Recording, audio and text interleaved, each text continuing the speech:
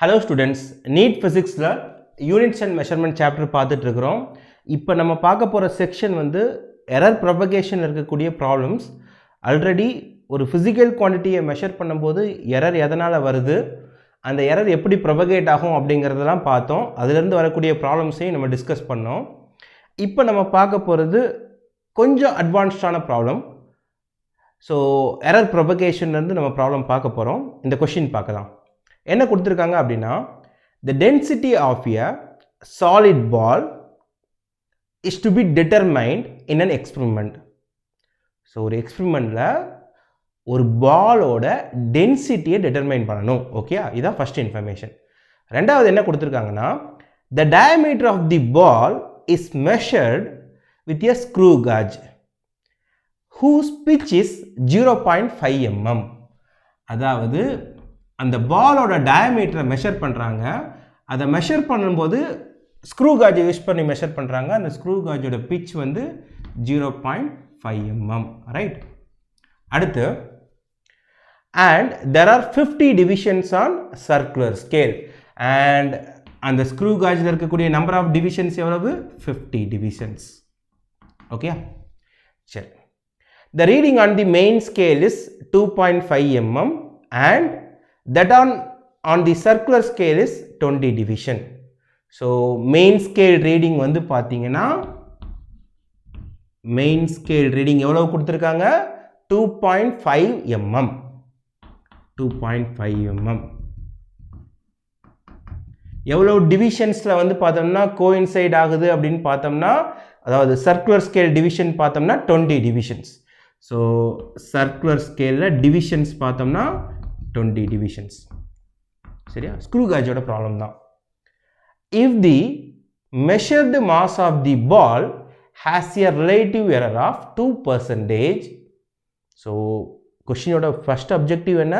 The density of a solid ball is to be determined. ஒரு solid ballோட டென்சிட்டியை நம்ம கண்டுபிடிக்கணும். கண்டுபிடிக்கும் போது நான் அதுக்கு முதல்ல டயாமீட்டரை மெஷர் பண்ணுறேன், ஸ்க்ரூ காஜை யூஸ் பண்ணி மெஷர் பண்ணுறேன். அந்த ஸ்க்ரூ காஜோட பிட்ச் வந்து 0.5, நம்பர் ஆஃப் டிவிஷன்ஸ் 50, அதோட main scale reading 2.5 mm. 2.5 mm. Circular scale division வந்து 20 டிவிஷன்ஸ். இதெல்லாம் கொடுத்துட்டாங்க. அடுத்து என்ன சொல்கிறாங்க அப்படின்னா, ஓகே நான் டென்சிட்டியை தான் மெஷர் பண்ணணும், முதல்ல டயாமீட்டரை மெஷர் பண்ணுறேன், இதெல்லாம் வந்துருச்சு. அடுத்து மாஸை மெஷர் பண்ணுறேன். எது? அந்த பாலோட மாஸை மெஷர் பண்ணுறேன். If the measured mass of the ball has a relative error of 2%. So பாலோட மாஸ் கொடுக்கல, பாலோட மாஸில் இருக்கக்கூடிய ரிலேட்டிவ் எரர், பாலோட மாஸில் இருக்கக்கூடிய ரிலேட்டிவ் எரர் வந்து பார்த்தீங்கன்னா எவ்வளவு? 2%.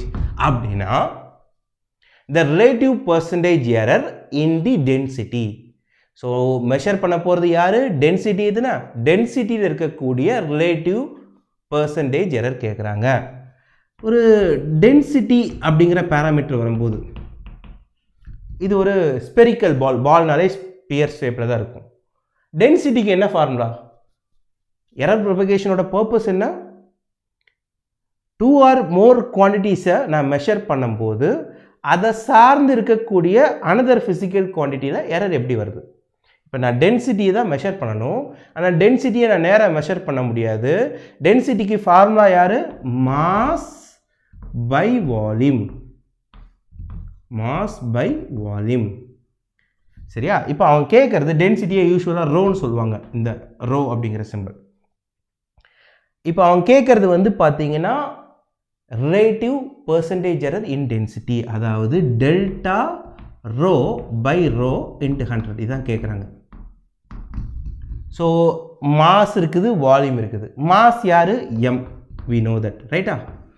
வால்யூம் யார்? ஸ்பியரோட வால்யூம். ஸ்பியரோட வால்யூமுக்கு என்ன ஃபார்முலா? ஸ்பியரோட வால்யூமுக்கு 4/3 பை ஆர் கியூப் இல்லையா? எனக்கு இங்கே டயாமீட்டர் தான் கொடுத்துருக்காங்க, ஏன்னா டயாமீட்டர் ஆஃப் தி பாலை மெஷர் பண்ணுறது தான் இவ்வளோ இன்ஃபர்மேஷன் இல்லையா? ஸோ நான் ரேடியஸுக்கு பதிலாக என்ன போட்டுக்கிறேன் அப்படின்னா 4/3 பை இன்ட்டு ஆருக்கு பதிலாக என்ன போட்டுக்கிறேன்? d/2. ஏன்னா ஆர் ரேடியஸ் அப்படிங்கிறது டயாமீட்டரில் பாதி, ஹோல் கியூப் இல்லையா? ஸோ இங்கே பார்த்தீங்கன்னா 4/3 பை இந்த 2 cube இருக்கு இல்லையா, அது தனியாக கூட எடுத்து எழுதிக்கங்க. 3 into 8 d power 3. சரியா? எனக்கு இந்த நம்பர்லாம் மேட்டரே கிடையாது. ஏன் அப்படின்னா நான் டென்சிட்டியோட பெர்சன்டேஜ் எரரை பார்க்கணும். டென்சிட்டியோட பெர்சன்டேஜ் எரர் மாஸை டிபெண்ட் பண்ணியிருக்குது, அப்புறம் டயமீட்டரோட கியூபை டிபெண்ட் பண்ணியிருக்குது. இந்த நம்பர்லாம் கான்ஸ்டன்ட் தான். இந்த நம்பரில் எந்த எரரும் வரப்போகிறது கிடையாது. நம்பரில் எப்போவுமே யூஸ்வலாக எரர் கிடையாது இல்லையா, ஃபிக்ஸ்டான நம்பர் தான். மாஸில் எரர் இருக்கும், டயமீட்டரில் எரர் இருக்கும். சரியா? ரெண்டு ஃபிசிக்கல் குவான்டிட்டியை டிவைட் பண்ணும்போது எரர் எப்படி ப்ரொபகேட் ஆகும்னு நம்ம பார்த்துருக்கோம். எப்படி ப்ரொபகேட் ஆகும்? Delta M by M into 100 plus D power 3. இந்த நம்பர் டசன்ட் மேட்டர். இந்த நம்பரை நம்ம ஒரி பண்ண வேண்டிய அவசியமே இல்லை. இந்த நம்பரில் எந்த எரரும் வராது. எம்மில் இருக்கக்கூடிய எரர் ப்ளஸ் டியில் இருக்கக்கூடிய எரர். ஆனால் டி பவர் 3 இல்லையா, அப்போ 3 into delta D by D into 100. ஓகேயா? So delta M by M into 100 அவங்க கொடுத்துட்டாங்க கொஷினில்.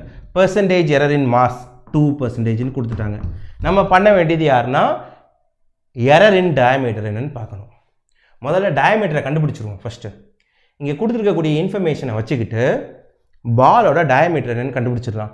நமக்கு தான் ஸ்க்ரூ காஜில் ப்ராப்ளம் எப்படி சால்வ் பண்ணணும்னு தெரியும் இல்லையா. ஸ்க்ரூ காஜை பொறுத்த வரைக்கும் மெயினாக வந்து பார்த்தீங்கன்னா மெயின் ஸ்கேல் ரீடிங் எவ்வளோ காமிக்குதுன்னு தெரியுது. சரியா? லீஸ்ட் கவுண்ட் நமக்கு தெரியணும். என்ன தெரியணும்? Least count. இந்த லீஸ்ட் கவுண்ட் யார்? பிச் எவ்வளவு? 0.5 mm. நம்பர் ஆஃப் டிவிஷன்ஸ் எவ்வளவு? 50 டிவிஷன்ஸ். அதாவது 50 டிவிஷன் ஸ்க்ரூ காஜில் நீங்கள் ஒரு ரொட்டேஷன் சுற்றுனீங்க அப்படின்னா 50 டிவிஷன். 50 டிவிஷனுக்கு 50 டிவிஷனுக்கு 0.5 mm நகரும். 50 டிவிஷனுக்கு 0.5 mm அது நகரும். உங்களால் கண்ணை வச்சுக்கிட்டு ஒரு டிவிஷன் முதற்கொண்டு அக்யூரேட்டாக பார்க்க முடியும். ஏன்னா ஸ்க்ரூ காஜ் தெரியும், அதில் 50 டிவிஷன் இருக்கும். ஒவ்வொரு டிவிஷனையும் உங்களால் நகர்த்த முடியும். 50 டிவிஷன் நகர்ந்துச்சுன்னா 0.5 mm. That means pitch. பிச்னா என்ன அர்த்தம்? ஒரு ரொட்டேஷன். ஒரு ரொட்டேஷனில் 50 டிவிஷன். 50 டிவிஷனுக்கு 0.5 mm. அப்போ ஒரு டிவிஷனுக்கு எவ்வளவு? 0.5 divided by 50. Pitch by number of division. நமக்கு தெரியும் ஃபார்முலா. ஸ்க்ரூ காஜில் இருக்கக்கூடிய பேசிக்கான விஷயம். Pitch by number of division. 0.5 by 50. So என்ன வரும்? கேன்சல் பண்ணோம் அப்படின்னா இங்கே 1, இங்கேயும் 1, 0.1 டிவைட் பை 10 அல்லது 0.01 mm இல்லையா? That is the least count. Least count தெரிஞ்சிருச்சு. அப்போ டயமீட்டர் என்னன்னு கண்டுபிடிச்சிடலாம் இல்லையா? டயமீட்டர் என்ன? Diameter D is equal to main scale reading அளவு 2.5 mm. Main scale reading plus எவ்வளவு டிவிஷனில் மேட்ச் ஆகுது? ஒரு டிவிஷனுக்கு 0.01 mm. ஒரு டிவிஷனுக்கு 0.01 mm அதோட டயமீட்டர் இல்லையா? எனக்கு எத்தனை டிவிஷனில் மேட்ச் ஆகுது? 2.5 mmக்கு அப்புறம் 20 டிவிஷனுக்கு மேட்ச் ஆகுது. அப்போ 20 இன்ட்டு 0.01. அப்போ 2.5 ப்ளஸ் 20ஐயும் 0.01ஐயும் மல்டிப்ளை பண்ணிங்கன்னா 0.2ன்னு வரப்போகுது. So 2.7 mm. Diameter okay. Error யார்? ஏன்னா ரிலேட்டிவ் எரரில் நான் பேசணும். ரிலேட்டிவ் எரருக்கு எனக்கு எரர் தெரியணுமே. எரர் என்ன? ஒரு இன்ஸ்ட்ருமெண்ட் கொடுத்துட்டு அந்த இன்ஸ்ட்ருமெண்ட்டில் வரக்கூடிய அதிகபட்ச எரர் என்னவாக இருக்கும்னா அதோட லீஸ்ட் கவுண்ட் தான் இருக்கும். ஸ்பெசிஃபிக்காக அவங்க எரர் எதுவுமே கொடுக்கல, வெறும் இந்த இன்ஸ்ட்ருமெண்ட் மட்டும்தான் கொடுத்துருக்காங்க. அப்படின்னா ஒரு இன்ஸ்ட்ருமெண்ட், இப்போ நான் ஒரு ஸ்கேல் வச்சுருக்கேன் அப்படின்னா ஒரு ஸ்கேலில் நான் 5 mmன்னு மார்க் பண்ணுறேன். 5 mmன்னு மார்க் பண்ணும்போது அதோட லீஸ்ட் கவுண்ட் 1 mm. ஒரு நார்மலாக நம்ம லென்த்தை மெஷர் பண்ணுறதுக்கு யூஸ் பண்ணக்கூடிய ஸ்கேல் எடுத்துக்கிட்டிங்க அப்படின்னா அதில் லீஸ்ட் கவுண்ட் யார்? 1 mm இல்லையா? அப்படின்னா என்ன அர்த்தம்? உங்களால் நீங்கள் நார்மலாக பார்த்து மெஷர் பண்ணுறீங்க அப்படின்னா எந்த விதமான தப்புமே வரல அப்படிங்கிற பட்சத்தில், எக்ஸ்டர்னலாக எந்த விதமான தப்பும் வரல அப்படின்னா அதில் ஏற்படக்கூடிய அதிகபட்ச எரர் அதோட லீஸ்ட் கவுண்டாக தான் இருக்க முடியும். 5 mm இருக்கும், மேபி 5.5 mm இருக்கலாம், 5.6 mm, 5.7 mm, அதெல்லாம் உங்களால் மெஷர் பண்ண முடியாது. ஏன்னா உங்களால் 5 mm மெஷர் பண்ண முடியும், 6 mm மெஷர் பண்ண முடியும். கரெக்டாக இல்லையா? உங்கள் நார்மல் ஸ்கேலில் 5 mm or 6 mm, 10.1 mm or 10.2 mm இப்படி தான் மெஷர் பண்ண முடியும். ஸோ நீங்கள் பண்ணக்கூடிய அதிகபட்ச தப்பே 1 mm தான் இருக்க முடியும், லீஸ்ட் கவுண்டாக தான் இருக்க முடியும். அப்போ எந்த ஒரு டிவைஸ்லையும் அவங்களா எந்த விதமான எரரும் கொடுக்கல அப்படின்னா அதில் ஏற்படக்கூடிய அதிகபட்ச எரர் யாருன்னா அதோட லீஸ்ட் கவுண்ட் தான். ஸோ ஒரு மெஷரிங் இன்ஸ்ட்ருமெண்ட்னு கொடுத்துட்டாங்கன்னா அதோட லீஸ்ட் கவுண்ட் தான் அதில் ஏற்படக்கூடிய எரராக இருக்கும். சரியா? ஸோ எரர் எவ்வளவு அப்படின்னு பார்த்தீங்கன்னா லீஸ்ட் கவுண்ட் என்ன 0.01 mm. ரைட். ஸோ இப்போ இன்ஃபர்மேஷன்ஸ் எல்லாமே தெரிஞ்சிருச்சு. இது 2%, இதை நான் சப்ஸ்டியூட் பண்ணுறேன். 3 இன்ட்டு டெல்டா டிக்கு பதிலாக என்ன போடுறேன் 0.01, டிக்கு பதிலாக என்ன போடுறேன், ஏன்னா இதுவும் எம்எம் இதுவும் எம்எம். ஸோ யூனிட்டை பற்றி கவலைப்பட தேவையில்ல.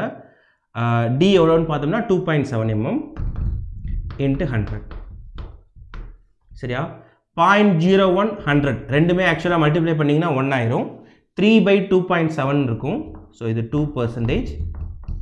3/2.7 பார்த்தீங்கன்னா 1 3s are 3, 2ல் போகாது. ஸோ 0.27 9 வரும். ஸோ 1/0.9%. 1/0.9%னா 10/9 வச்சுக்கலாம், அல்லது 1.1% கேன்சல் பண்ணிங்கன்னா வரப்போகுது. ஸோ 2 + 1.1. ஸோ ஆன்சர் என்ன 3.1%. சரியா? ஸோ ஆப்ஷன் கொடுத்துருக்காங்க, 4 ஆப்ஷன் கொடுத்துருக்காங்க. 4 ஆப்ஷனில் 3.1%. ஆப்ஷன் சி தான் கரெக்டான ஆன்சர். சரியா?